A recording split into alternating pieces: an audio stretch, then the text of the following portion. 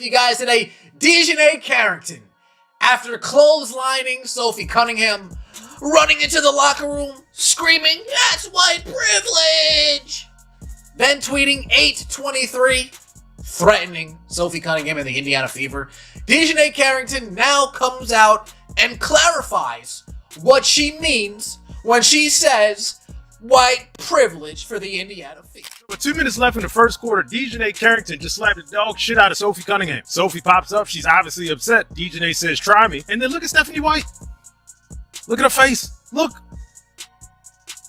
She's mad as shit. Now, number one, this is obviously a flagrant 2. It just is. By the letter of the law, you got to call a flagrant 2. We all know these refs are not. That girl needs to be thrown out the league. She's not even a good enough player to be bringing this type of drama. She needs to be thrown out. DiJonai Carrington got ejected from a game, but the controversy didn't end when she walked off the court.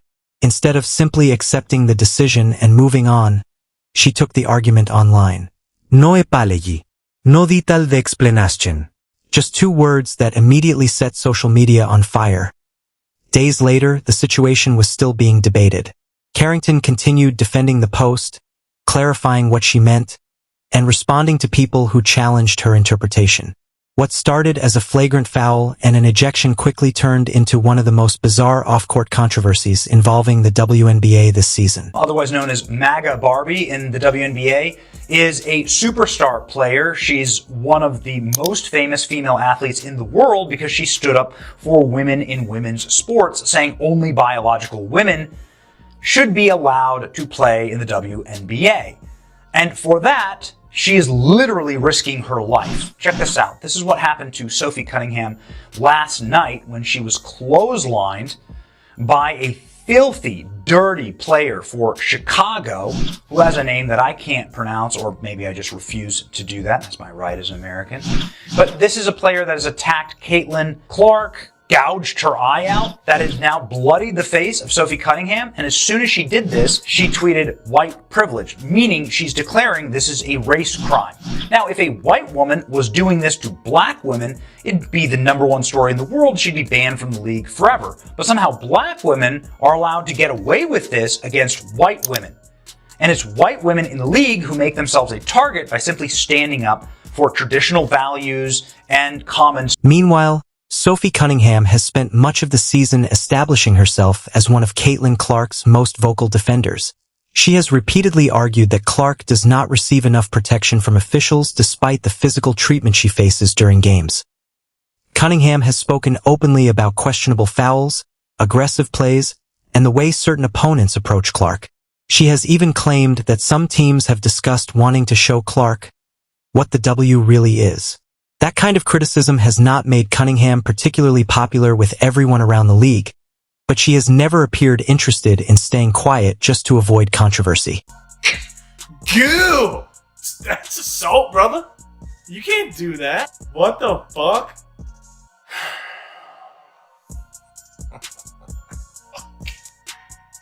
Is this just the default if you can't think? Or if you just don't want to take accountability for your actions? Oh my god, this league, bro, this league. Bro. White privilege while you're wearing a bleach blonde dyed wig. I mean, the fuck? What is privileged about that? You stone cold Steve Austin clotheslined her ass. What about that is white privilege? The WNBA stays undefeated. It truly does. They can't get out of their own way. That history is important because it helps explain why so many people immediately saw more than just a routine basketball play when Cunningham was hit. Cunningham has positioned herself as someone willing to speak out about the treatment of Caitlin Clark. Then, suddenly, she became the player receiving a hard shot to the face that left her bleeding. Whether Carrington intended any deeper message with the play or not, the optics immediately created controversy. Given Cunningham's history and her connection to Clark, fans were always going to look closely at what happened. Beyond concerning at this point how far from the plot we have actually gotten. And when I say the plot, I mean the basketball. How far from the game of basketball we have spiraled. When we're talking about the WNBA, we used to joke, it's like, 0 days without drama in the WNBA. This league is living up to it at a rate and a level of concern that we haven't ever had. With all the discussion Craziness going on in the WNBA. DiJonai Carrington tweeted out white privilege from the locker room of a game that she was playing in. Get this, she fouled Sophie Cunningham hard. Sophie Cunningham, obviously white person, fouled her hard. Flagrant 2, gets ejected, goes to the locker room and tweets out white privilege in the middle of the game. Now here's the kicker to me. A flagrant 2 has to be contact that can lead to an injury that looks excessive. DiJonai, it was about as excessive as possible. If there was any evidence of there being white privilege, this was not it. What the hell do y'all? The tension surrounding Clark has already been discussed by major voices in basketball. Earlier this year, veteran broadcaster Dick Vitale criticized a league-wide player poll that ranked Clark only 9th among guards. Vitale argued that jealousy played a role and suggested that some players would eventually recognize the financial impact Clark has had on women's basketball. Those comments became part of the conversation again after this incident. Cunningham, one of Clark's strongest defenders, took a serious hit, while the reaction from some people around the league appeared far less sympathetic than many fans expected. The situation led critics to question whether the tension surrounding Clark and the players closest to her is becoming impossible to ignore. Across the face, coming down, trying to prevent the layup, but that is just a hard hit. That's definitely going to be upgraded, I think, to a flagrant 2, Ryan. I think that is going to be a flagrant 2. There is wide fucking deserve. And just getting her out of the Lucky way. it wasn't a right hook. Make no mistake about it. Carrington targeted Cunningham. She targeted her because of her political stances. She targeted Cunningham because of the praises that she keeps receiving. She targeted her with a dirty shot that had absolutely nothing to do with basketball. And then after getting ejected, she runs to the locker room to play the fucking victim card. Like she didn't try to just take off Cunningham's head in 4K. Like we all didn't just watch it happen. That is not competition. That is a grown woman swinging on someone who she disagrees with and then screaming racism when she gets held accountable for it. DiJonai Carrington needs to be held responsible, and I'm not talking about just getting ejected from the game. She deserves a suspension. Maybe she'll think twice next time before she tries to take somebody's fucking head. Now, let's look at what actually happened on the court. The play itself was relatively straightforward. Sophie Cunningham was racing down the floor on a fast break with an open path to the basket. She went up for what appeared to be a simple layup. Carrington came from behind while attempting to defend the play, and Cunningham was struck across the face and neck area. Cunningham crashed to the floor, although the basket still went in. Officials immediately stopped the game and reviewed the play. After looking at the footage, they upgraded the foul to a resulting in an automatic ejection. The decision was based on the severity of the contact and the risk involved when Cunningham was in a vulnerable position going toward the basket. Like the way Sophie Cunningham came down on her leg, she could have been injured. So they said, yo, get out of here, dog. Get out of here. Then, I don't know if y'all were looking at her lips. She was talking about, try me. Yo, you already tried Sophie. You got all the samples of Sophie. You talking about try me. What are you talking about? This lady is unhinged right now, man. This is crazy work. And it makes you wonder. It's like, dog, you were the best player for the Sky at this moment. Look how she landed on the leg. Oh my goodness. Like, you were the best player for the Sky. And you decided to do this? You weren't even thinking about the game. You was thinking about some kind of revenge or something. Somebody sent you on a mission. You were on a mission, dog. I don't know what you had going on here, but DiJonai, this is unacceptable. Disrespectful, disgusting, and I'm glad they got you up out of there. All right? Cunningham quickly got back to her feet, and it was obvious that she was furious. She moved toward Carrington before teammates and officials stepped in to separate the players. However, the officials did not penalize Cunningham for her reaction. The officiating crew later explained that her response was considered understandable given the severity of the contact. That detail became important in the debate because even the officials acknowledged that the hit was serious. So from the flagrant 2 on DiJonai Carrington against Sophie Cunningham, where she proceeded to go into the locker room and tweet white privilege after being thrown out of the game. I'm not going to comment on that situation, but I will say this. This is a flagrant 2. Black, white, Asian, Hispanic, don't matter. This is a flagrant. I mean, she clotheslined her.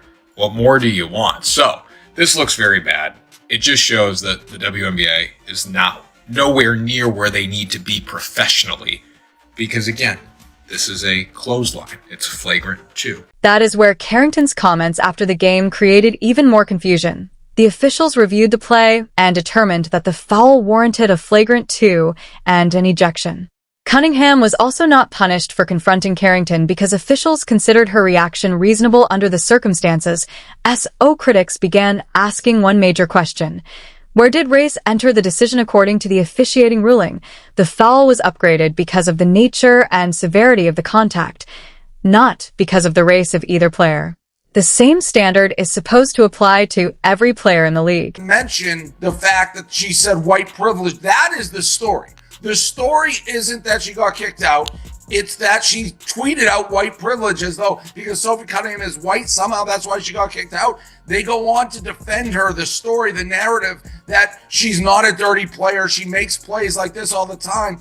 I put together a little clip of DiJonai Carrington, who is definitely one of the dirtiest players in the WNBA. I don't know if we can roll it, but she's taken her long fingernails. She's scratched Caitlin Clark's eyes out. She's had multiple instances of chasing people down from behind, trying the same swat and smashing them in the head and causing mini fights. She pulled another girl's hair. I don't know if we'll get to that clip in a second when she's falling. Totally dirty play. This is not a skin color thing. She has a history of making dirty plays, and it's fine. The NBA, you can be a rough and tumble league. Now, where this thing gets absolutely bananas is when you start making it into a race and culture war, and the people talking about it are not mentioning 99% of the time that she went back and tweeted white privilege. White privilege how? But instead of allowing the controversy to fade, Carrington took to Threads and posted the words, white privilege, while tagging the Indiana Fevered.